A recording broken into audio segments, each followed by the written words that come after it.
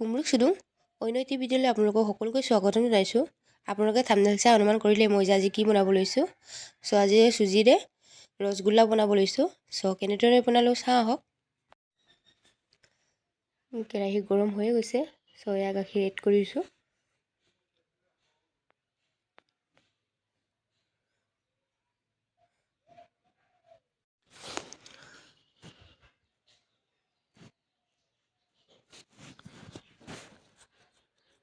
গাখীৰ অকণমান গৰম হৈয়ে গৈছে দেখিছেনে।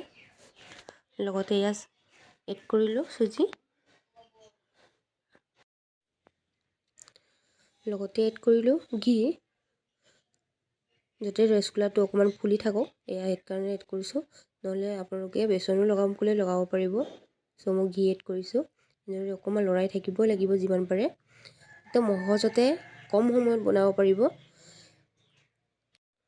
যিমান পাৰে লৰাই থাকিব। কেৰাহীত একদম লাগি নথকালৈকে ভাজি থাকিলে ভাল হয়। একদম সহজতে বনাব পাৰিব।